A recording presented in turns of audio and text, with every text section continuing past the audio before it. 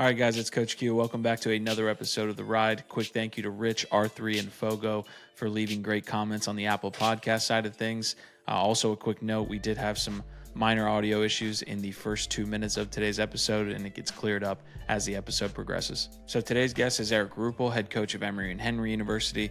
Coach Ruppel also is the head coach for the Mexican national team, as well as sitting on the board of the National Strength and Conditioning Association for lacrosse. Eric's previous experience include head coach at Quincy University, where he started the program in 2020, as well as time as the associate head coach for UT Dallas and leading Plano High School senior to a state semifinals in 2017. So today's conversation revolved heavily around strength and conditioning and its application to lacrosse, an area Eric says has been one of the most neglected in all of sports. We'll touch on player development, both in and out of season, and tools you can use to help players improve their kinetic movement within the sport.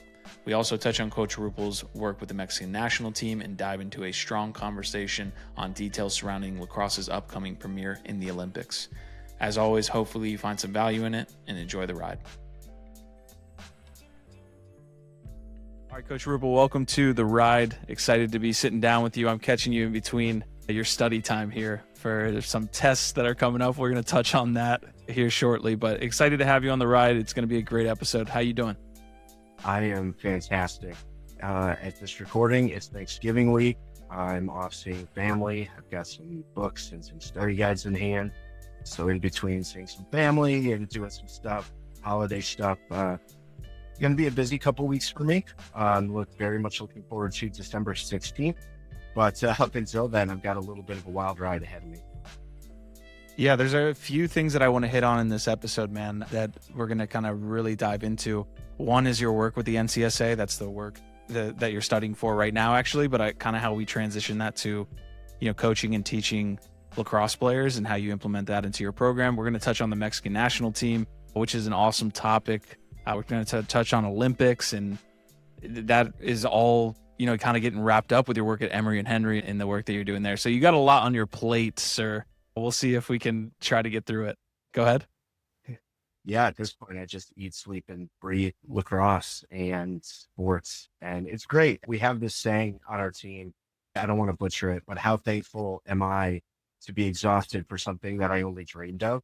I feel that a little bit every day, but it's awesome. It's been a great last couple of years for me. It's going to be an even better next couple of years for us. I'm really happy with how a lot of things are shaping up. Emory and Henry is phenomenal to us. I can't say enough good things about that university. Showed up in October of last year, right after a hurricane. Hurricanes hitting, the big one following it. We show up on this campus with 20 freshmen who have no idea what's about to happen. They had no coach. Their coach left. I decided I needed a change of scenery, and we showed up, and it's been a whirlwind. So we finally, about a month ago, hit our year anniversary, but we have hit the ground running. Last year, we were able to get 14 commits in a very condensed recruiting season for a typical coach. This year, now that we're right on pace and track, I think we signed 10 last week. Got a few more coming through the pipeline as soon as they get packaged. But just a great spot to be in, right? We're off exit 26 on the 81. You've got mountains in the background, trees just go crazy. We have a $15 million stadium. It helps. Take me a little bit through the first few weeks right after Helene. You guys were kind of right in the mix of being in that area, as it was hitting, or at least in the aftermath. What were you guys doing there? We were supposed to start the last week of September, and word of Hurricane Helene came through. They postponed our start date a little bit just in case. Worked out because hurricane ravaged that part of the area. We're only about an hour and a half north of Asheville. So we're coming in basically at the day after the hurricane hits. So we're going to campus. It's not too flooded, but it's still flooded enough. Like, you're seeing some trees float, all that. Some kids were off campus. Some kids were still on campus. Some kids were around the area because they didn't know where to go. No one in those schools in those areas did. Fortunately, we weren't hit too bad. I think we were able to start up 2 or 3 weeks after we finally get there. So we're already extremely behind the 8 ball, and we just tried to salvage a pretty good fall ball for them. And, along the way, we're just trying to recruit kids to this team. we feel we're about a year behind recruiting because it's a brand new spot. And so Yeah. we made it work. It was phenomenal. We brought in 14 guys. A lot of them were November, December guys. So that was awesome. And just everything started with catastrophe. And so now we're starting to get into some pretty smooth waters quickly. And it's awesome. The pictures from App State in those areas in Asheville were absolutely insane, man. I mean, like literally whole counties underwater. So glad you guys worked it out there. Appreciate that quick story, man. And let's get back to what we were talking about as we began the episode, which was your work with NCSA or NSCA, sorry. Yeah, so I am one of the board members for the Lacrosse Special Interest Group. That's kind of a catch-all for different levels of lacrosse. We do a lot of kind of bringing outside sources in, spread knowledge of lacrosse-specific strength and conditioning, and then do a couple other things for the National Strength and Conditioning Association. I don't want to say we're kind of like the end-all be-all. I don't think strength and conditioning has an end-all be-all. But we put on monthly Zooms. We interview people just like this. There's a group of about 6 of us that sit on that board. And over the course of the last few years, we've gotten some opportunities to publish some works and do some other things because there's just so little on lacrosse, right? In strength and conditioning world, in the sports science world, it's all about testing against benchmark data. For lacrosse, what benchmark data? Everybody keeps their stuff in house. Nothing's ever really published. No one really asks. If you go on any type like the Journal of Strength and Conditioning or any academic research paper website, you can find a billion things on soccer, a billion things on football. I can find more things on Irish hurling than lacrosse usually. Wow. Why do you think that exists? It's just need, grant money at sports that are going to have more eyes on it in some cases.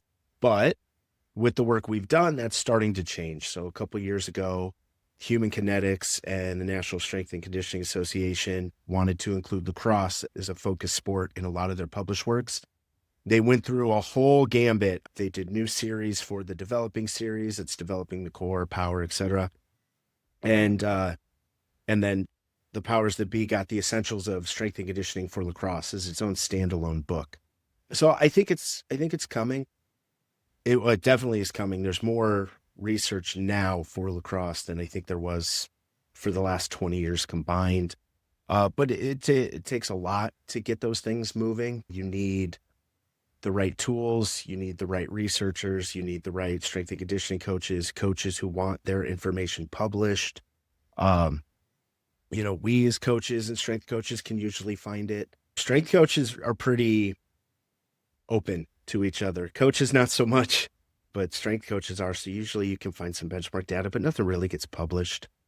I will say on like a personal anecdote, when I went about kind of the 2 years ago, really diving in because I wanted to learn more about just footwork. And when you think about footwork in lacrosse and how it's coached defensively for the most part, I'm not saying it's coached poorly. I'm just saying that there's a lot that's left on the bone with that. And you see that when you go onto YouTube and when you go onto a lot of different things and you type footwork for soccer, footwork for football, the same things you're saying about the strength and conditioning side, I saw when I looked at the lack of any information. I mean, you might find 4 or 5 videos on the entirety of YouTube teaching correct footwork at a detail level that you could get 1,000 of in football. So I guess that's just my personal anecdote, but I've seen that on the front lines trying to find information about kinetic movement on lacrosse.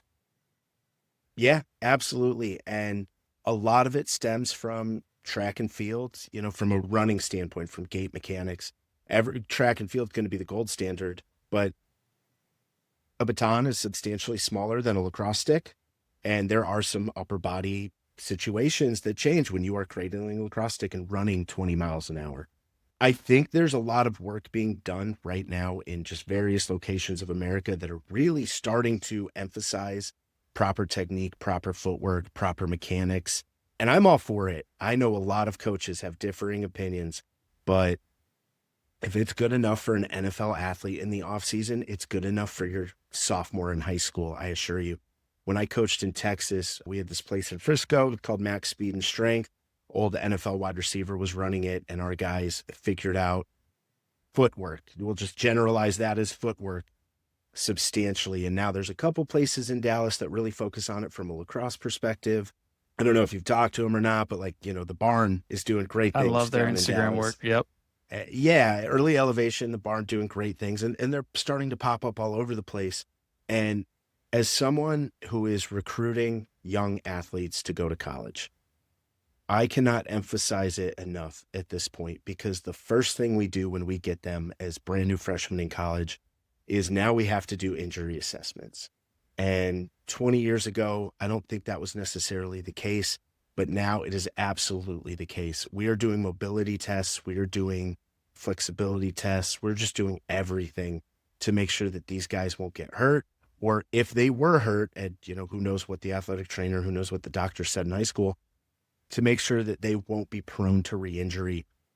And it's just this absolute gambit of difference between like your top end athlete who maybe went to one of those places and your athlete, great stick skills, great motor, but mechanics are awful. We've got some knee valgus in the squat. That's going to be a problem. We've got this going on. We're not getting tabletop thigh in the run. That's going to be a problem. And it's just such a varying degree that I think you see it more in lacrosse than football, because typically at the high school level, football has some knowledge behind it at this point. Lacrosse, it could be wild, right? You could have these coaches who went through the pros and did everything right and are crushing it. And then you could just have a guy who's been there for 20 years and stick skills are everything. And I'm not saying they're not, but you could have the best stick skills in the world. If you get injured day one of practice, well, that's a waste. Yeah, no, 100%. And I am cognizant of that when I'm doing my research on teaching these movements, is like, when do we go too far, right? When I look at football and I see like the movements, I'm saying, okay, well, they spend a lot of time on technique because it's a time between 6 and 8 seconds that they have to work and then it stops. Whereas lacrosse is always moving. There's a whole nother dimension to what we're doing. So I guess my question is, when do you think you go too far with some of this stuff, or where's the line that we can draw? As some people, me and you both, are very interested in, when should we draw that line and say, okay, but there's also this whole other game that needs to be played? Yeah. I think you keep it as long as you can have good basic movements. I think if you have a good foundation for basic movements, if we fixed your knee movement, your ankle movement, your mobility, and you can run and it doesn't look terrible and it's correct, and we can put the stick in your hand and you can run and it's correct, then I think we can just focus on a little bit more of that nth degree type stuff, footwork, displacement, your 2-step, 3-step face dodges, your drop steps, your hip flips. And then after that, I think across the board, whether you're hockey, whether you're football, whether you're baseball, at that point, you're doing too much, right? Once you get past the next level of athletic movement, I always refer, when we're explaining things to guys and it's either too simple or just maybe they thought it'd be more, I always refer back to Tim Duncan. The big fundamental didn't do anything crazy and he led the league forever. You don't have to get wild with this. I don't need, there's a device that fixes ankles, right? Ankle instability. And it's about 47 different bands going different ways. You put your foot in, you have to move it this way, this way, this way. That thing costs $600. You could just do some toe raises, some movements, and you're good. Maybe get a tib bar. You're fine. So I think that becomes too much. But basic movements, more advanced, slightly more advanced movements, you've got mastered. We can go off to the races. But I can't have you bending your knee internally the wrong way, because the first time you roll dodge, you're going to tear an ACL, right? So I think if you focus on it from an injury prevention standpoint, you're probably going to sleep better at night. Yeah. Well, speak to both the maybe college coach that has a little bit more resources, as well as folks who, down the line are working, with youth into high school. I'm guessing the answer is a little bit different in those scenarios, but how do those coaches go about doing the things that you're doing, right? Making sure that you're working on injury prevention. Are you working with a strength coach at Emory and Henry as far as, getting these tests done? How does that look in practice, I guess, at those different levels? Yeah, for us, our strength coach handles everything in the weight room. I handle my assistants, and I handle everything on the field. It's going to be different for every coach. I think a basic understanding of human movement is great. If you want to get certified in some things that are a little bit more advanced, awesome. But it takes you almost nothing to go on YouTube at this point in time and just look up proper running mechanics, right? There's a billion 15-minute videos on proper running mechanics. And as long as you can convey that message, that's the bare minimum. And I think most people can accomplish that. How many are doing it? Who knows? And then you move up to our level where like our guys are strapped up with GPS. We have reaction things. We have timing gates that we run them through, bi-weekly or tri-weekly, depending on what we can do. So, ours is a little bit more advanced with the basic movements, but I think everyone can do that. And there's a couple good ones out there. I met Tony Holler a couple years ago at an NSCA event in Illinois. And, that Feed the Cats program is good, right? You're not going to overstrain, overwork an athlete with that program. It's great. It will get them a little bit faster. It will get them a little bit more confident under their feet. Can you give a quick summary of Feed the Cats? I've listened to Jamie Monroe's podcast. I've heard them talking about that. But could you give a quick summary for those that have no idea what you were talking about there? Yeah, 3 to 10-second sprints and make sure they're good is the basic way to do it. There's a couple little workouts that go with like the atomic workout. Yeah, that's big from Holler. We do a modified version of that that just kind of gets you, everything moving, everything active, everything ready to go. And then you just, your quick little sprints. Tony once said, I think he only has like 3 lactate practices in a season when he was at Plainfield North. That's heavy running. That's, an hour of running. You don't need a lot. You just need consistency, and stuff like that works great. I know his atomic workout is on YouTube, and so is a couple other things, but really you're just looking at the different movements of your leg and correlating them. And we start everything from the ground up, right? We start everything with I think at about 30% of a jog, if you were going to quantify it, about 30% of a jog, you have to start moving your feet in the same manner. So, it'll get your knees up, it'll get your feet up, it'll get everything moving forward. And then once you're at maximal sprinting or submaximal sprinting, then you should be fine. But no one's going to go into maximal or submaximal sprinting off just to warm up and see results. Mm-hmm.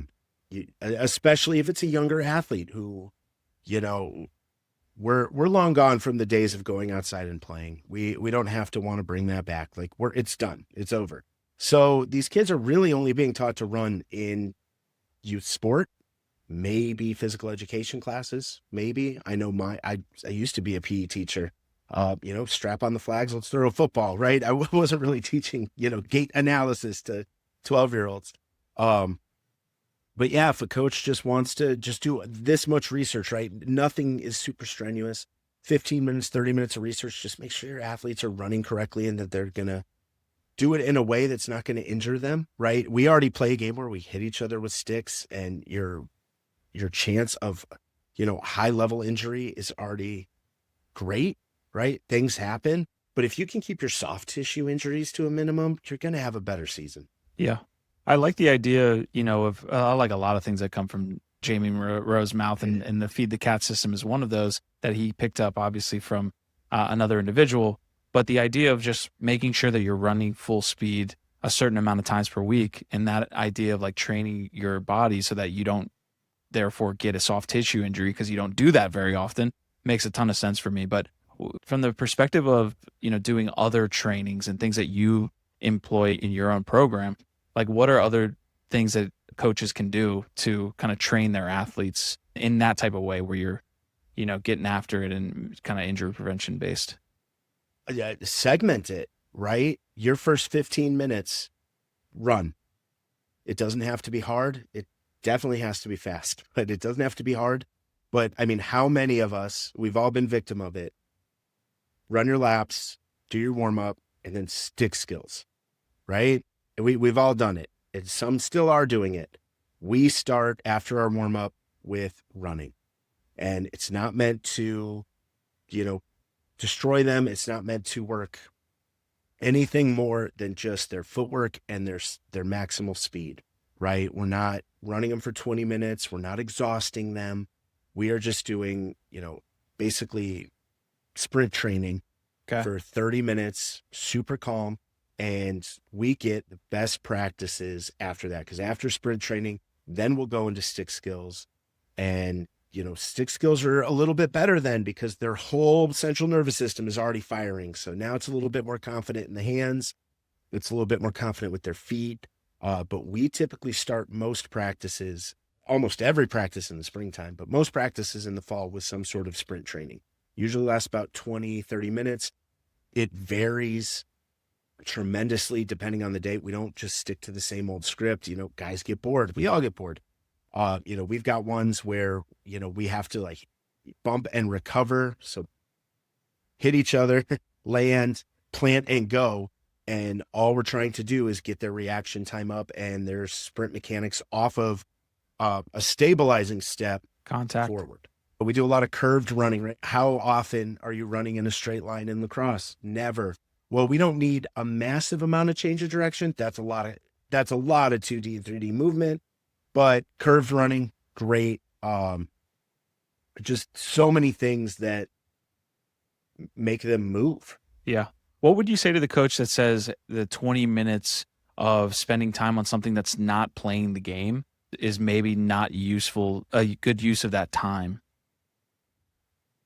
Well, I'd have to look at their schedules because in some cases that might be true, right? Lacrosse varies all across the world at this point. You might only have an hour with those kids. Does teaching them to run negate teaching them to play? I don't know. That's the debate.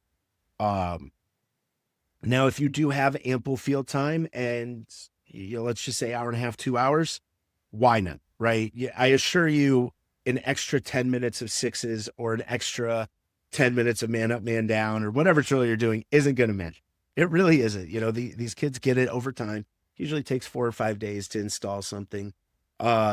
You can run for 15 minutes. I used to have the mentality that it didn't matter how fast you ran. And if your sticks weren't good, you were just going to be the fastest team to lose by 20. And then switching to a system where we focused more on footwork and agility and conditioning, then stick skill. You see everything in your body is interconnected. So you see more successful catching and throwing because their whole body is on fire from, a motivated central nervous system. The stats and the research behind it are proven. Physical activity enhances skill development. That's kind of the methodology. So, now we do everything, and we don't get crazy with it. The most crazy I get is ladders with your stick. I'll make them switch hands with ladders because that's just brain function. Yeah. But their sprint training is their sprint training. Their stick work is their stick work. I don't need a stick in their hand for sprint training. Once their stick work, they're not going to be focusing on, is my knee all the way up? No, they're going to go, I need to catch this ball. I need to throw this ball. So we separate it, but you can, even 5 minutes, you could do 5 minutes of some quick sprints, right? 3 to 10 seconds, 20-second rest, knock out 10 of them for these kids, and they're going to get better over time. Yeah. I want to focus in on the actual strength and conditioning piece because that's a kind of umbrella term, right? When you're talking about getting on the field and we're working this stuff. When it comes to conditioning, and you mentioned the GPS that you use as well, what are you measuring with the GPS? Is it just amount of miles ran? And what other activity are you measuring with that, as well as what's like the optimal conditioning for a lacrosse player? I'm sure every coach around the land would love to have more conditioned midfielders and things like that. But what is your thoughts on that? Our GPS is there are better strength and conditioning coaches than me that can explain everything they do with their GPS systems. We've only had ours for a semester. So the first thing I needed to do this semester was get benchmark data. What are we actually doing in a practice? How many contacts do we have for our GPS impacts? How many 2D movements, how much high speed running, how much above 90% running? That's a big stat for us because realistically, you're more than 90% maybe 200 yards in a practice, right? A little bit more in a game, but in a practice, not much. So we utilized it as seeing how much volume we were putting on them in a practice, how to tailor that volume effectively so they weren't getting injured. They felt refreshed every day. You know, there was a couple days where it was getting to 5 and 6 miles. And so the next day it'd be like 2 to 3. It starts to give you a really nice, you know, formulated RPE scale without the boys saying, I'm tired. What was that optimal amount of time ran or miles ran? For us in a practice, it seemed to be about 3.5. And this year, that's a little bit on the lower side. I would say it's middle ground. It's lower end of middle ground. But this fall, we had 25 guys. So we didn't want to overkill them. We needed to instruct a lot. So we found a really good balance between getting them at right about where we wanted to. I think the average most days for our midfield ended up being like 3.75. Our defense were closer to like the 3.25, but right in that slot that we felt we wanted. And realistically, that's still only about maybe 60% of, game volume, but that's what we wanted because it was substantially more instruction. And then there were weeks we picked it up. We had a couple scrimmages this fall. So, about 10 days before, we'd start to pick it up and ramp it up and get it there. A lot of our games were running time anyway. But, you'd see the 5.5 miles in the games. And we're like, okay, well, 3.5 is probably good for everything else we have to accomplish with freshmen and sophomores and one junior. So as I felt it was a really good middle ground. And, we were looking at their zone 2, zone 3, zone 4 running, about 10% of practice was zone 4, as it should be, right? That's our sprint training, right? That's getting sub-maximal. Our zone 3, maybe that was, the dodge work or the skeleton work or whatever random drill we were doing that we forced them to push it. We yelled game speed, go. And then everything else was right where we wanted it to be. It was slow enough that they could understand the concepts we're teaching, slow enough that they could do this correctly while being fast enough that it actually impacted their bodies. The GPSs we use do a little acute workload ratio thing. I don't love workload ratio, but our guys were right at that like 0.7, 0.8, 0.9, depending on the week, which was good. But the only things I really cared about was your top speeds, because that kids care, top speeds, miles ran, and the amount of impacts and 2D movements you had, high speed running. And the guys loved it with the because they boys? see it. Yeah, the ones that have it right now, we don't have a full set, so the ones that do have it can see it. And there's a little bit of competition in that. You could tell when someone's, I gotta go. It's not cloudy out. This will be correct, because it still is GPS. But yeah, the boys see it, and it really helps. I think a lot of their recovery. So like, we could sit down our midfielder, and like, dude, you ran like almost 7 miles. You need to take a break, and they're all hungry. Oh, no, I'm fine. But then he could see it. I ran 1.5 miles more than everyone else. Okay, maybe I'll take it easy today. Mm-hmm. And it just really helps keep him healthy. We had a really good fall with soft tissue injuries. We didn't have much at all. Though, the injuries we did have are, you can't prevent injuries. And we were able to bring back like one of our ACL guys a little bit quicker, just because we already were monitoring the load. So we knew what he was coming into. So when, athletic trainer said, it's about a 2.5 mile day. Great. We got that. We know exactly what 2.5 miles looks like. Yeah, I'd imagine a lot of lacrosse coaches, especially at the high school level, don't know how much their players are running each practice. And it would be really awesome to be able to monitor that over the course of a season and things like that. It's very interesting. I know that's cost prohibitive in some cases, but that's an awesome stat to be able to measure conditioning, to have better midfielders when it comes to conditioning. Maybe you need to, get them, maybe they're running 1 mile, 2 miles in practice. They need to run 4, things like that. What are some other conditioning pieces that you look at while we kind of stay in this conversation that could help coaches at any level as far as like having more conditioned players? And then I do want to work into that strength routine that you have with your guys there at the college as well. if you have access to a weight room and you know what you are doing, yeah, nothing repeats or nothing supplements sprints, but you do still have to be a little durable. And the first goal with strength and conditioning is also injury prevention, and then it's add muscle and be strong. Um, if you can get into a weight room with your guys, if you know a little bit of what you're doing, uh, or if there's a trained professional there to make sure that they are moving correctly, uh, nothing replaces that. We moved to a couple years ago, we moved to not full Olympic movements, but derivatives, just getting most of the movement going. And you could just see our guys get strong. And I use the term strong and springy. Strong and springy, right? Their stretch shortening cycles were through the roof.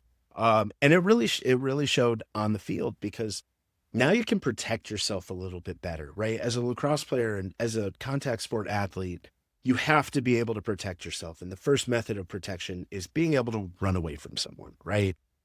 After that, it's absorb checks, get shoulder to shoulder. But the first and foremost, you got to be able to run away from them.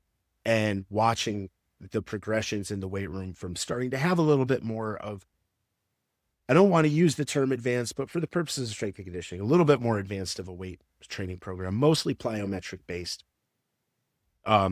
We saw that. And if you can get them in the weight room, great. If you can't, find where they can go. I think that's a big one. And, spending some time in Dallas, I learned that sports are expensive. Youth sports is one of the biggest growing industries in America right now, if not the world.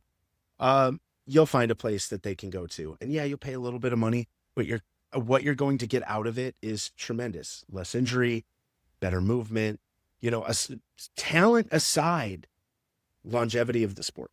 Yeah, if you can find a good strength coach, a good just one-on-one coach, I would really plead to these parents that are spending a ton of money to be on club teams and go on that. Certainly that's an important part of developing as a player, but getting in early to a really good coach that knows those movements at an early age is like worth its weight in gold. So absolutely. And if you've got one on your club staff, even better. But if you don't, you're already paying so much for club ball. You just a little more.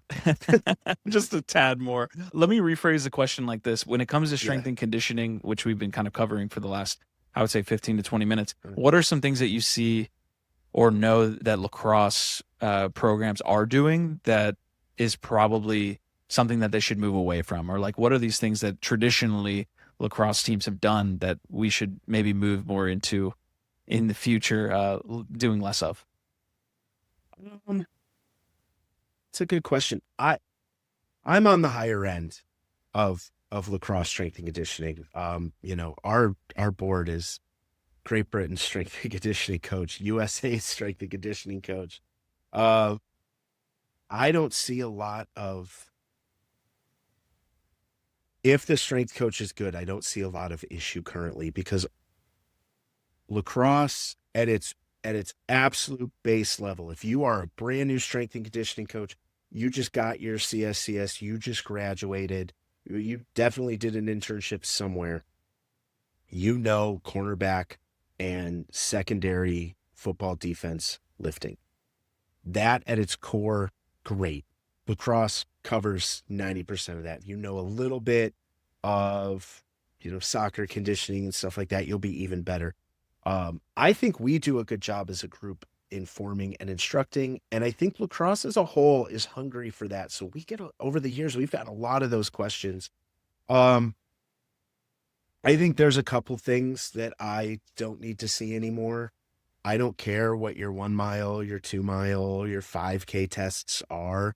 Lacrosse isn't that. You're doing, 600 to about 800 yards of high speed running. Other than that, it's all just jogging or zone 2. I don't care if you can run 3 miles in X amount of minutes. This isn't cross country. You're going to be able to run a shift for 40 seconds, 50 seconds, 60 seconds, 80 if you got the old clock. And then you're going to be able to come off eventually. At most, you're doing, in a perfect world, 160 seconds of work you're okay. We don't need to run 4 miles. Mhm. And I think we're seeing a lot of that move towards the sprint training. But if you are still just, oh, well, I need to know their 2 mile time. No, you don't. It doesn't matter. It doesn't correlate. Got it. So that I could see. What about, like, I know I'm transitioning a little bit more to, like, Yeah. within the lines kind of lacrosse-based movements, but what about from those lacrosse-based movements when you're seeing one-on-one trainings, both offensively and defensively? Where are you seeing guys like, hey, we need to kind of improve this level of training for either way? Yeah. I think there's a little bit less of an emphasis these days on putting the bar on your back. And I think there's some good to putting the bar on your back. If you can squat a lot, you can probably defend really well and you can move really well. I personally am a big fan of split squats with a safety bar.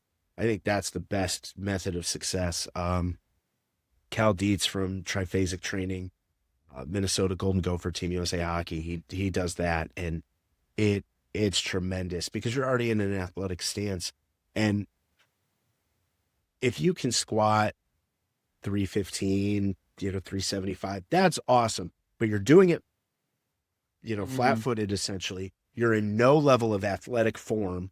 And what are you actually working on? And now you have a split squat where you're already in an athletic stance. You're already putting differential pressure on the legs. Your body has to overcome the load with a variable. Oh my God, it's great.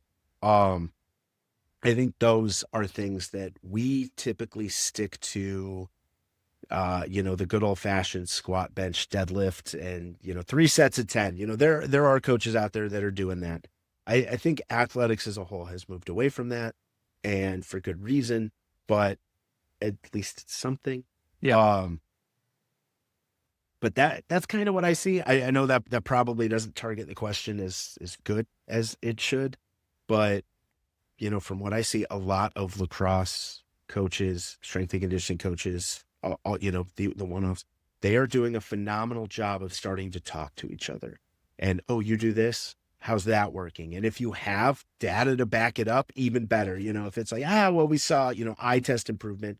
Eye test still works in lacrosse, but if you have data to back it up and you're starting to see a lot more parity across the board, 20, 30 years ago, the strength and conditioning coach at random D1 university was just like the assistant football strength coach. Now, typically it's under a banner, right? Like you're doing men's lacrosse or women's lacrosse and baseball. You're just not the guy who got stuck with it anymore. And I think that's why you're seeing the development. And I think we all talk to each other. So it's getting better. Yeah. A lightning question here. If somebody is interested that's not a strength and conditioning coach and isn't having those conversations one-on-one, where can they go to find information that's being published?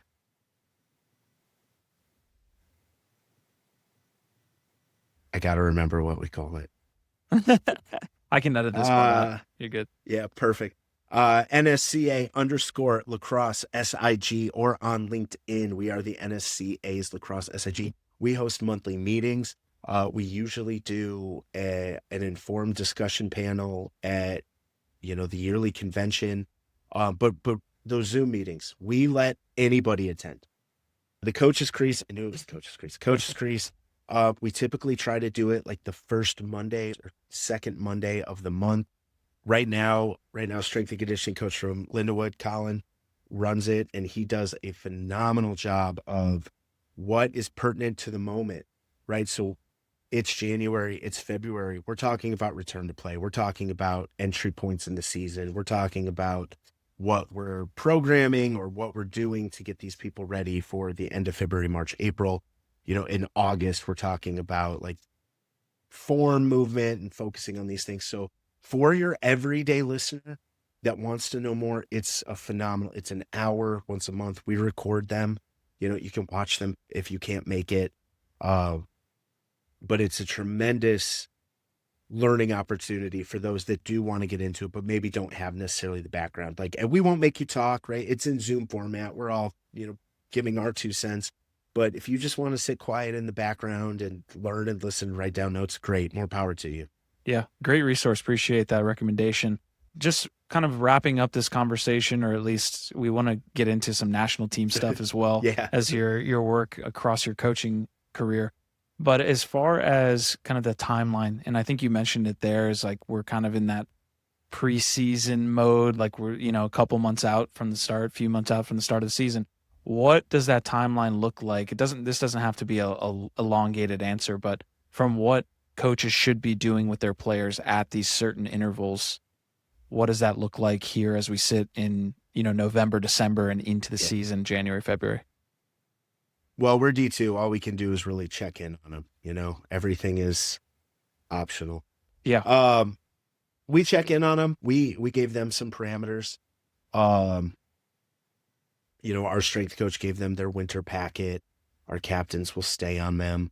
But once we get to like the week before Christmas, we go back the third week of January. So the week before Christmas, we give them right now. They just had an exhausting fall, and every program in the country has that exhausting fall. Let's stay away from each other for a few weeks. That week before Christmas, the group chat will start to lighten up a little bit, right? Like, hey, are you guys running? Are you guys doing your conditioning? Are you guys doing, like in our case, we have, so many a week wall ball if you can find a wall. And we'll start to just kind of get them into that mindset of, okay, like in our case, we play January 31st, right? February 1st on Sunday this year. So January 31st, we are playing. We get 2 weeks of prep work before our first game. So we got to kind of get them in that mode a little bit early. So they just finished a week and a half, 2 weeks ago. They'll get about 3 or 4 weeks of just true downtime. And I give them true downtime. I think there is not enough. I know everyone's talking about mental health, but I don't think anyone just talks about pure relaxation. Like their muscles they just learned all these new things. Their brains are going insane from finals and now learning, what we're doing now. I don't bother them for the first couple weeks, but that week before Christmas, that's when, all right, guys, you're probably getting a little fat from candy. Let's roll. How does that load change in the different seasons, right? Like in season, how much are you doing from a weightlifting perspective when it comes to having that downtime? Is there a risk for the player? Obviously not of like working in any team function, but making sure they get into the gym in that time. I'm just interested on the details because you got that wealth of experience. Yeah, we drop it down to 2 days a week in the spring. Other programs might do more. Some programs might do less. It's all going to be dependent on when you can get your team in the weight room and based on practice time, right? Like we would love maybe 3 days a week. We just can't do it. That's okay. Ours is for the first few weeks, it is preseason. Our strength coach is going to push them a little bit, make sure that they did what they should do in December. If you can't, it's going to be very obvious, very quick. But once we get to about mid-February, it's pure maintenance, right? It's a couple reps, a couple sets. It's going to be high volume load, right? Like we're at 85, 90%, but for about 3 reps, 4 reps, right? We're just maintaining muscle mass. We're making sure that you don't lose, like the golden numbers, don't lose more than 10% of your strength in the in season. So that's what we're going for. We're not looking to get stronger. We're not really looking to get faster, right? If you chase peaks all the time, you're just going to burn yourself out. But, okay, like mile per hour, we clock some guys at a number we really liked. We're going to make sure that they don't drop below, 0.5 miles an hour of that over the course of the season. We're going to make sure that they don't drop, maybe with muscle mass, like, 12% is a lot anyway in a 3-month span. Like you got to be doing a lot to lose that type of muscle mass, but we've seen it happen. Kids get busy, kids don't eat, kids miss lunch a couple times in a row, and now protein's not coming in. What's maintenance. If I flip that on its head, where you're talking about the loss of muscle mass throughout the course of a season, when you're in off-season time period, like right now, or like in the past 3 months going into the season, what's a legitimate amount you could see for a player to gain in muscle mass, right? Like what's that goal? I know it's going to be player dependent. I can already, know that answer, but outside of that, what's like a legitimate goal a lot of these coaches can set for their players and players can set for themselves on how much you can actually physically gain in an off season. In the amount of time we have for an off season, like 1% would be a ton, right? Like if you gain 2 pounds of muscle mass in the 4 or 5 weeks we have, that's doing a lot because your body's already conditioned. You're already at that point. So most of it's just going to be fat mass anyway, because it's Christmas. It's the month of obligation. It's pies. But, typically at this point in the season, like we're looking for net zero. Like you're not really going to gain, but you're not really going to lose. You're kind of just coasting these numbers, making sure that you're working out, but realistically, like, we'll have some guys that they have some goals for this off season. If they get them, great. I don't think they were lofty by any stretch of the imagination. I think they're attainable, but that requires a lot of focus when starting, this week, gyms are closed for holidays. You Sure. have to travel to see family. You've just all of these obligations in the way. So we're just looking at zero, right? Net zero. Like don't lose, don't really gain. Okay. Just coast through to January and we're happy. Okay, let's talk about more inside the lines when it comes to teaching the game, but also using this experience on Connect Movement and things like this. How do you go about in your player development when you're looking at either, training the individual players and mostly training the individual movements, or things to get, things like shooting, things like playing one-on-one defense, and how you pass the ball correctly with working with your body? What are those things that make their way onto the field lacrosse-wise that we've been talking about here with Kinetic Movement? All of it. I give my assistant coach, Johnny Rosas, a ton of credit. I've coached him since he was yay big. But in the last 4 years, he's really started to focus on kind of this aspect that we're talking about now. If you went into our Google folder and you saw all of the notes and the videos and everything on just shot movement, right? Just how we're moving our arms, how we're twisting our torso, how everything is a chain, how he's teaching it. He's also a big fan of Jamie Monroe and Graham Bundy's shot. That's his favorite one. Graham Bundy shoots, which is unfortunate because Justin Anderson was his high school teammate, but that's okay.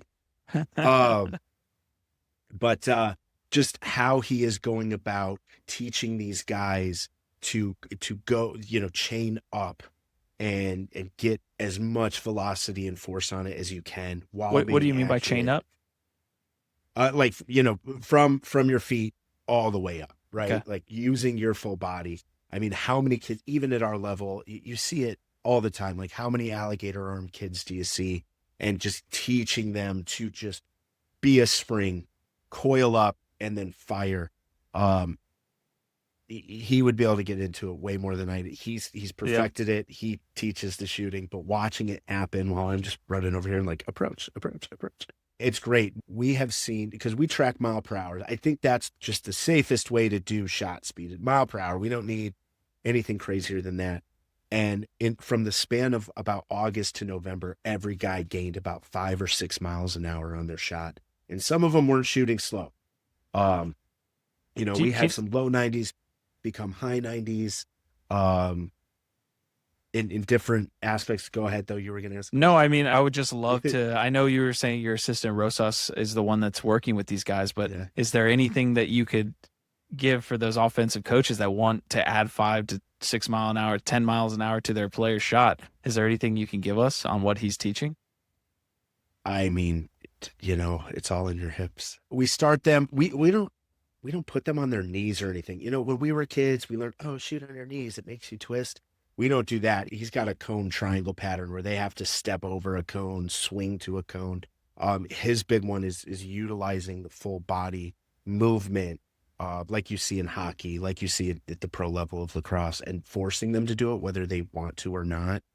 While you look that up, I'm a defensive coach myself, so I love, obviously that side of the ball, but watching guys like Ryan Brown and Brennan O'Neill and the guys that have the full arc shot figured out where they're using the entirety, like it's very evident when a guy's using their entire range of motion on a shot, and not many guys can do it. I'm not saying the guys can't shoot fast. There's a ton that can, but it's just amazing when you see guys like a Ryan Brown figure it out and have that level of mastery.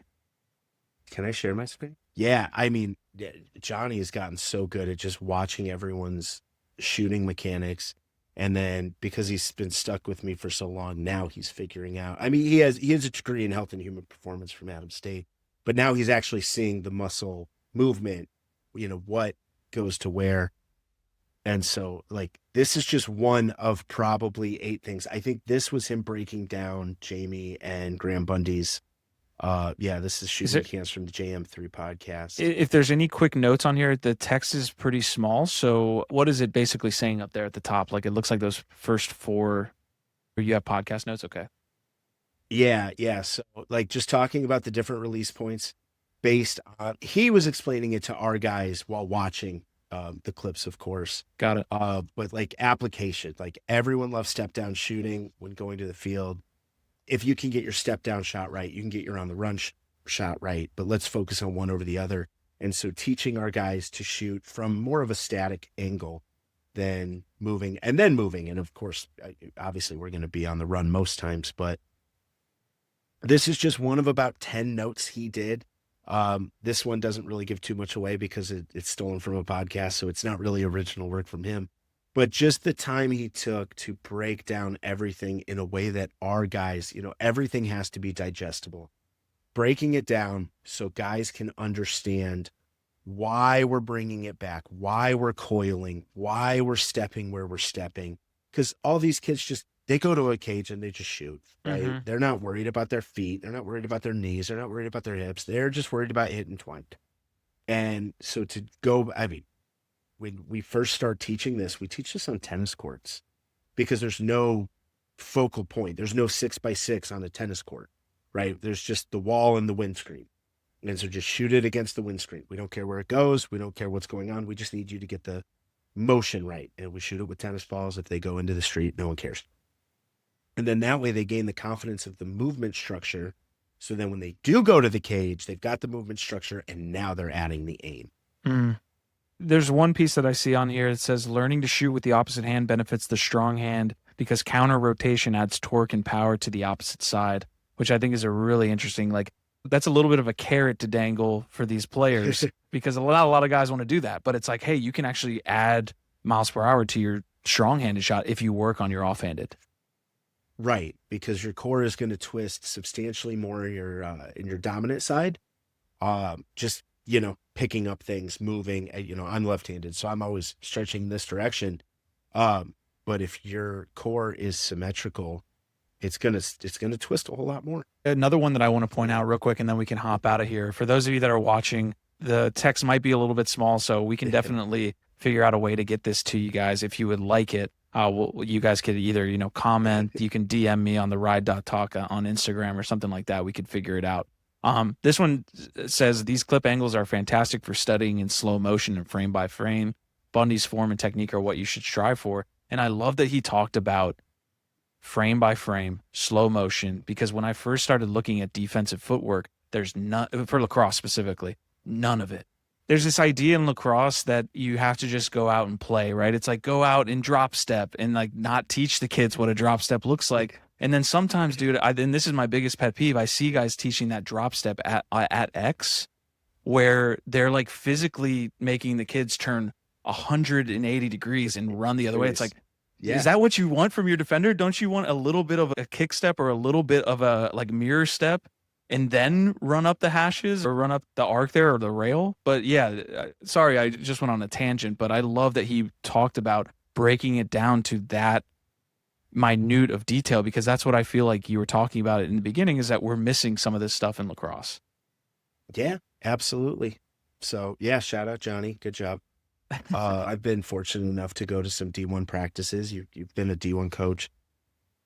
We're all doing the step 1, step 2, step 3, step 4, but how are we teaching step 1, step 2, step 3, step 4? And so it's really interesting that now each generation's a little different. You got to do different bells and whistles. And so to see him just when we watch this, I mean, he legitimately slowed it down to -10 or whatever on huddle or score break and just step by step by step did. And a lot of our guys picked up on that exact key. We could have said it all we wanted. We could have demonstrated it all we wanted. Going slow motion really helped a few of them. Absolutely. I don't want to spend too much time on defense because I feel like this podcast has had 3 D coaches in a row, which I don't want to, again, that's the side of the ball that you're on. So I'm going to give you ample time for that. But from a defensive perspective, when you talk about teaching some of these movements and kind of bringing in your experience as, with kinetic movement, what are some of those things that you look for with defense? We just talked about it for the last 10 minutes on shooting or on offense. What are some things on D? Controlled upper body movement. This is going to be contradictory to what we just talked about with running mechanics, but how many defensemen are wild upper body movement people? Oh, I got to go over here. I got to go over here. They're really following their stick. We teach silent sticks at Emory and Henry, and watching them be able to move while keeping a posture, keeping a pose, well enough to change direction and change speed when they need to, but they're not overcommitted. Back in our day, it was called lunging, right? Now it's a couple different things because the game's evolved, but just watching them be calm, upper body, just calm, running as fast as they can. So looking at their core strength is a little bit more important to me at this current moment than watching their footwork, because we've spent so much time on their footwork, right? Not that footwork's not important, just for where our program is.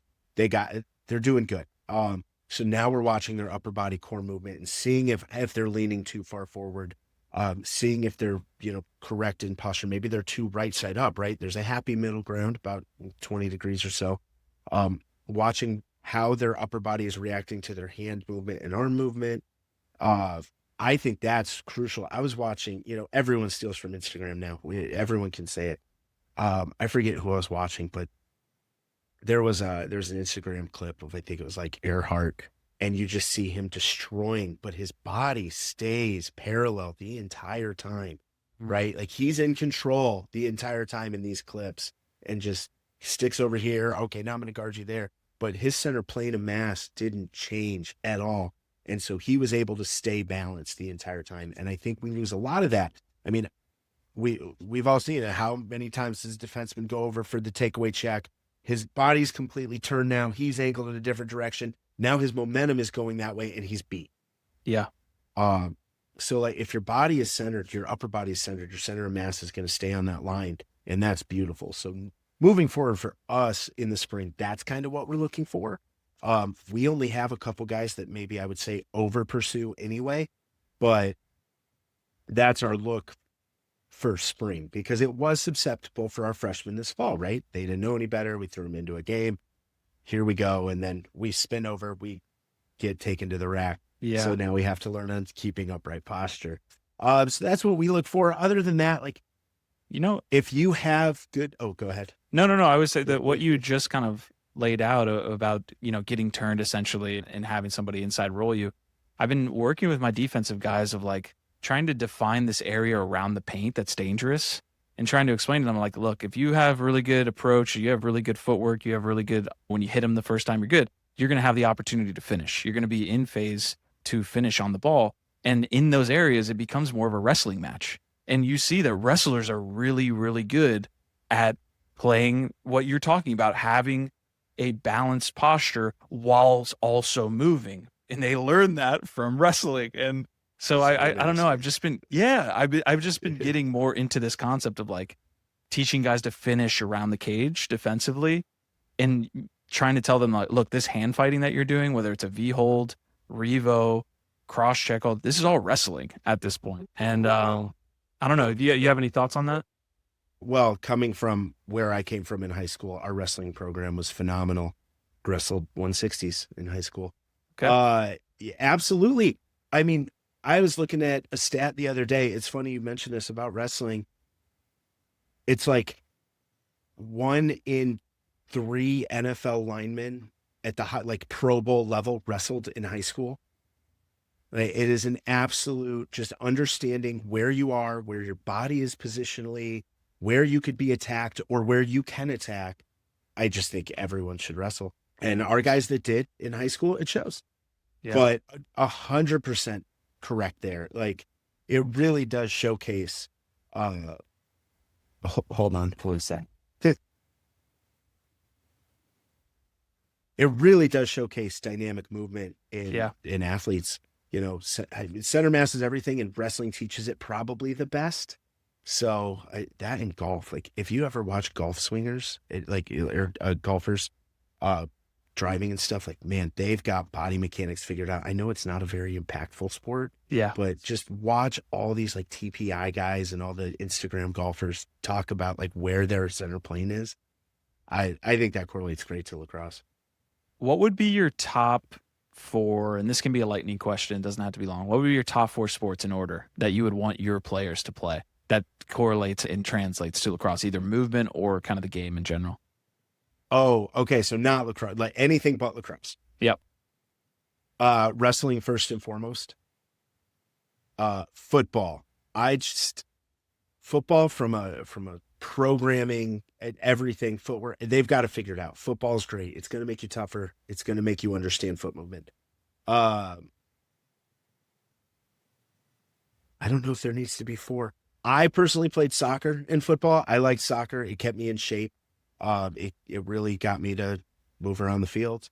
I go basketball with number 1 for me. I would add basketball, but you're selling me on wrestling, and I love football for the contact. Well, basketball, because basketball, you're going to, in our now modern world of lacrosse, where everything is a penalty, we could say it. What is better than basketball defensive fundamentals? 100% basketball defensive fundamentals. I would give a toss-up of basketball as my 4. The downside to basketball is just like the height and weight distribution. If you go play. If you're not tall, sorry. Lacrosse players are typically tall. Yeah. I would actually also argue with rugby. I have gotten into rugby this fall. Our practice field is right next to our rugby team, and there is something about having to tackle correctly. And like, I mean, an NFL tackle in rugby is absolutely illegal, right? Like you have to close the gap. You have to make contact. You have to cross arms. Laterally speaking, rugby is great. I think that's about the only reason it would be great. Don't tell my rugby coach that.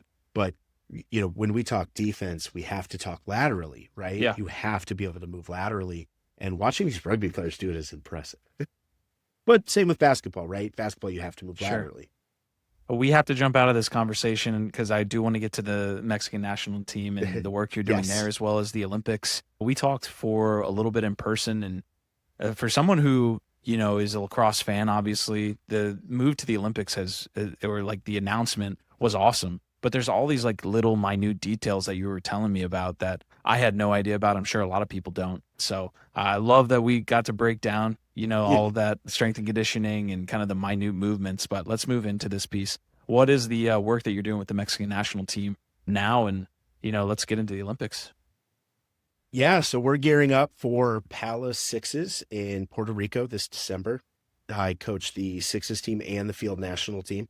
We will go from Palace Sixes to Heritage Cup Field to the World Qualifiers for Field.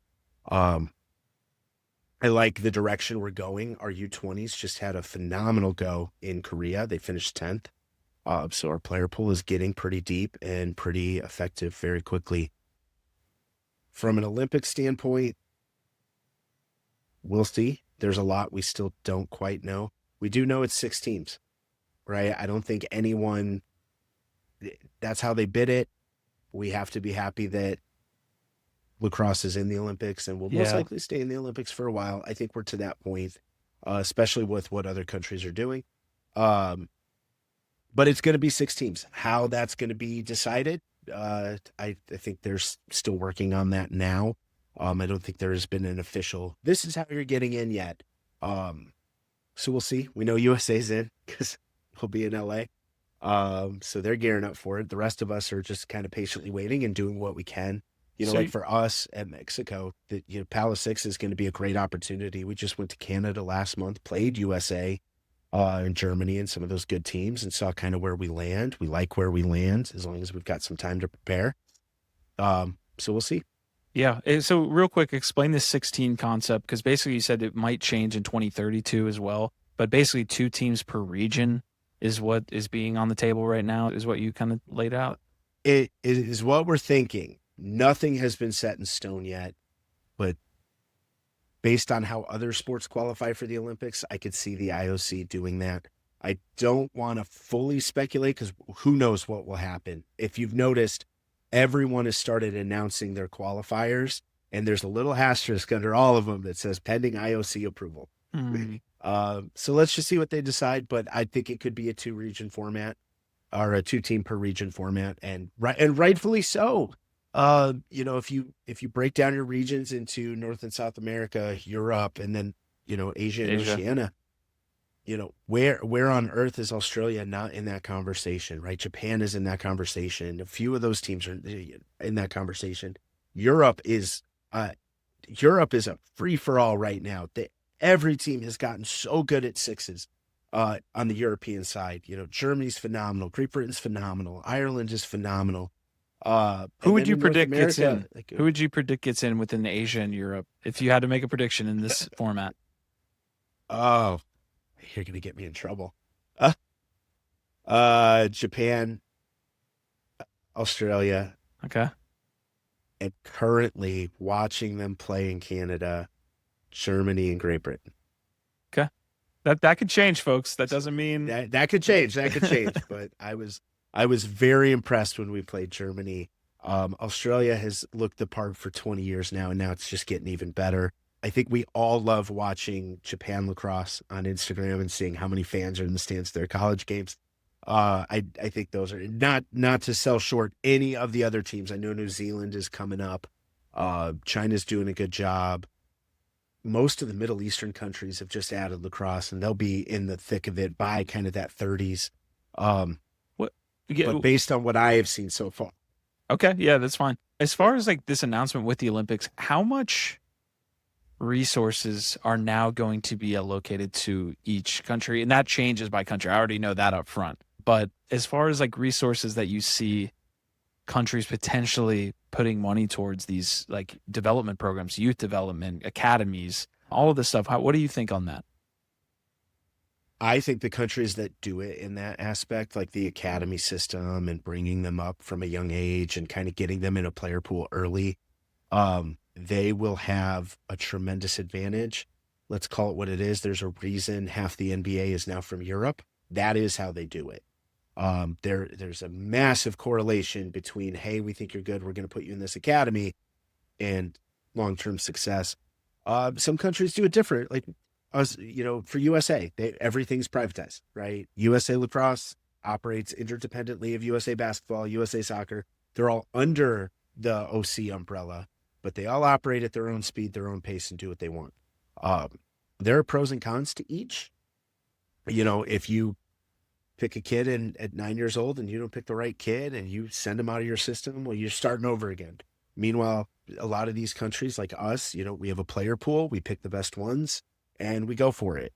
I think there's trade-offs to both.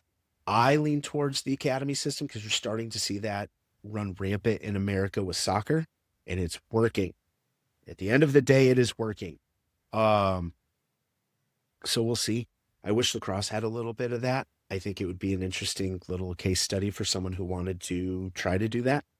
But I mean, you're seeing it unofficially, but you've seen it with football in Texas for years, right? The same little 5th graders, 6th graders go all the way to Plano High School.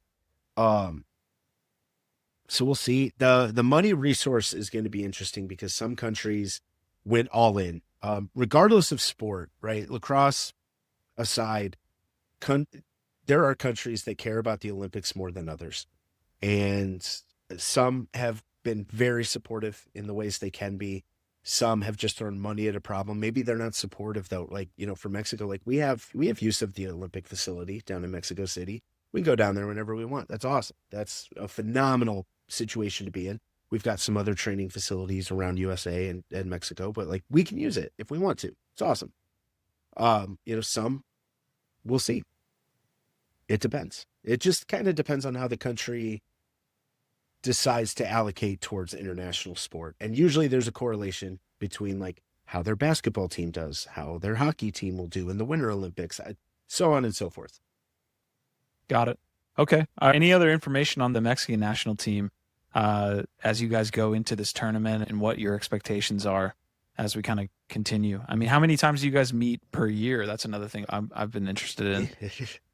Yeah, it depends on the year. I think next year a lot more than we're planning on, just because there's so much to do. Usually we go to a tournament in May as a field team. That's the Heritage Cup. It's in various locations in America each year. We'll try to catch a PALA event if we can. We'll try to go up to Canada. Lately, Canada's been upping their game in the event space. So is USA Lacrosse. If we can get them on the field together 4 times a year, depending on duration, 4 times a year, we're pretty happy. 2 in the summer, 2 in the fall. International calendars, doesn't matter the sport, still follows NCAA, right? Half my guys are still in college. We're not taking them away to go play international. Only soccer does that. Mm-hmm. And soccer has dedicated days. But yeah, if we can get them together 4 days, 4 times out of the year, maybe a little bit less than a month total, training camp, maybe a couple weeks here and there. I know next year we'll start to gear up, because next year's when the shows really start to go off, right? We have the field championships in 2027, and then we have an Olympic hopeful in 2028. So we'll be together substantially more than we're used to. I think we get together at a pretty good rate relative to the other North American countries. Like, you've got Great Britain that's training together once a month. You've got Germany that's training together once a month. A lot of Australia is doing that.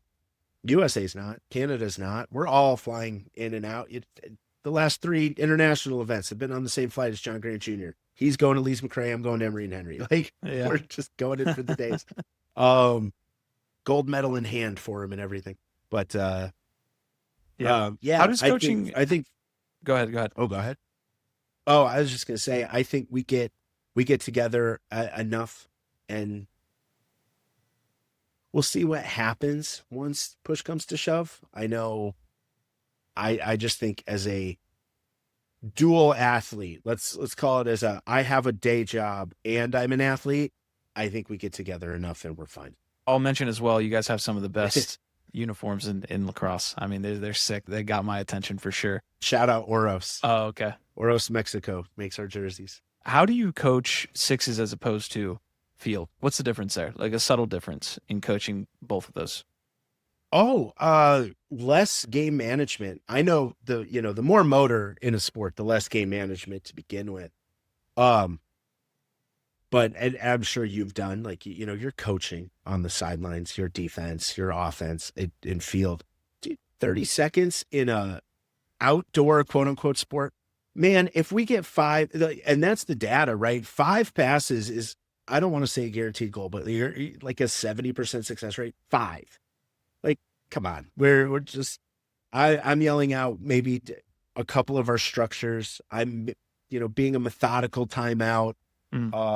Everything I'm doing from a coach perspective, there's some game management. I'm pretty animated on the sidelines, but everything I'm doing from a coaching perspective is after the fact, right? Games are 48 minutes long. And we're going to learn a ton more in film. But again, if you're one-on-one with the goalie, you're going. I don't need to coach that. If we're set up in our whatever we're doing 5 across and you're doing it, I don't need to coach that. Yelling, look low is probably too long. So it's kind of similar to box lacrosse in that standpoint, that you're really only going to have your moments of coaching cues. And our guys are so high level that, like, timeouts, quarter breaks, that's really where I'm doing most of it. Other than that, I'm just, like, oh, you did, like a soccer coach almost. Yeah. Certain things, we start the ball from certain spots. And like, if it's not in that certain spot, I'm like, what are you doing? End list, right? Like, so, but it's fun, because everything's post. Whereas like in field, you get a little bit of like, you can control the game. In sixes, no, halftime, maybe you can make an adjustment, but everything is post. Yeah, I have so many other questions, but we're already at an hour and 15 minutes. So last question here. Your time at UT Dallas, I'm very interested in. I have some family from Texas, so always interested in anything Texas, as well as your playing time in the MCLA. You played at UNLV. I would love to hear a little bit about that, and then we could head out. Yeah. MCLA back in the early 2000s was wild. I think 2005 or 2006 was the first year it was formally called the MCLA. We started a team. Well, I didn't start the team. I was I was on the team, but they started a team at UNLV back in 2005. I think I was on the second year of it. We went kind of to like a worst to first situation at D2. Then our coach said, well, we're going D1 because we are a D1. And then we helped create the Southwest Lacrosse Conference, which is your Chapmans, your ASUs, your Arizonas. Back then though, it was wild because there were Denver and Air Force, and Whittier and List. NDNU was there until they weren't. Dominican was there till they weren't. I think Dominican going D2 was a little bit after. GCU was NCAA for a minute. Canyon, yeah. It was such a wild west. And I tell my guys all the time, I was like, you guys realize the RMAC, from a lacrosse perspective, the RMAC was created 4 years after I graduated. Like Colorado Mesa finally added a team, Adams State added a team.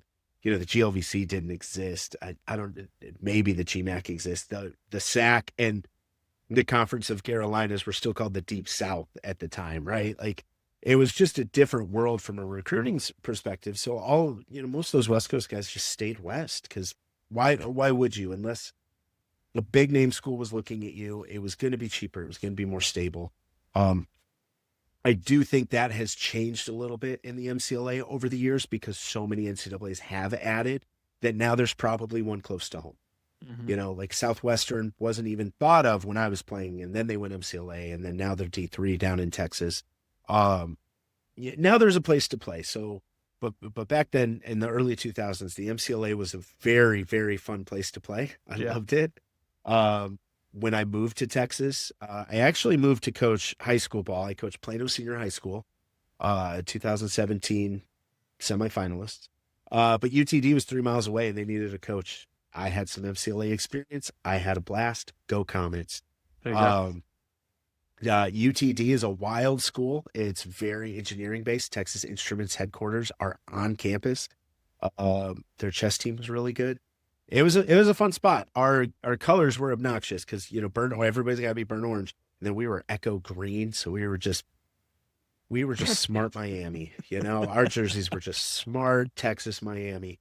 But it was great. This is a great way to end the episode here. My last question, Eric, is favorite drill and why?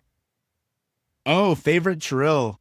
Hey, I have this drill that I'm sure everyone's made up, but I'm going to say I made it up. We were actually down in Texas, and our guys couldn't figure out fast break to slow break.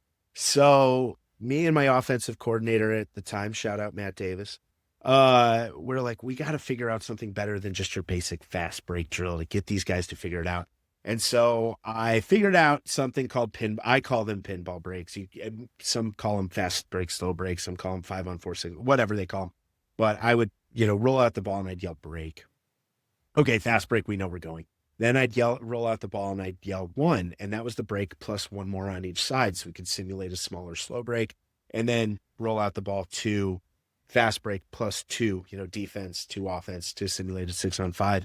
And it got our guys to kind of understand to look up at the numbers game instead of just get in your L or get in your flat break and get that. And so, our ex-attackman at the time would really start to understand, okay, well, the D-mids are hauling it right now. So I'm just going to get to X and I'm going to just play the numbers advantage top, down, up, down. And so I've been doing that one ever since in various forms, depending on what's needed. Our guys love it now. We do a couple different break drills now, but that one has always stayed in my back pocket. I just think it's a fun one to see if your ex-attackman is paying attention or not. And if they truly understand setting up early offense, at the time I was just like, let's just go fast breaks into slow breaks into even slower breaks. And now it teaches them how to set up the offense and when to go, when to know, right? So, D-mids are locking them up. The poles are pushing. Yeah. Eventually, in theory, that 6th pole will come on. Okay, well, we're going to just slow down the drill. And I always said that was stalemate, right? That's, hey, if we don't push the ball, but it's still in your stick and I blow the whistle, that's not a win or a loss. That is, okay, we could play 6-on-6, but we're just doing drills. So it would get them to push a little bit of a tempo to see if they could beat the whistle. At the same time, it got them to understand, I just got defense got that jump on me, that really nice early approach. I'm going to just run out to the box and settle the ball down. And that one's just been one of the good ones for me. Where do you have the defenders coming in from? Well, it's running a standard fast break. So they're coming in from up top. Else, yeah, everyone else is still in lines. Okay. Just like I used to do it at the 50. The 50 was too short, so now we do it from the other side of the box. But it gives your guy with the ground ball a little bit of an advantage of a push. I've changed it up in recent years where goalie will throw an outlet and then they'll all run. It just you can do a couple different things with it. But I just like that the defense has to recognize what their numbers disadvantage is real quick. Offense has to recognize their offensive numbers advantage and see if they can push it before I blow the whistle. Because I usually only let that play out for about 5 seconds, right? 5 seconds is a faster, potentially slow break. After that, I'll just blow the whistle. And, you didn't see it. This guy was open. Yeah. My typical is whistle, nobody move. Yeah, that's probably my favorite one. That one, or the easy answer is we do like a 5-on-4 West Jenny. It's not quite West Jenny. It's just 5-on-4, 5-on-4 with clearing. But those two are great. And Ron Caputo taught me that one. But awesome.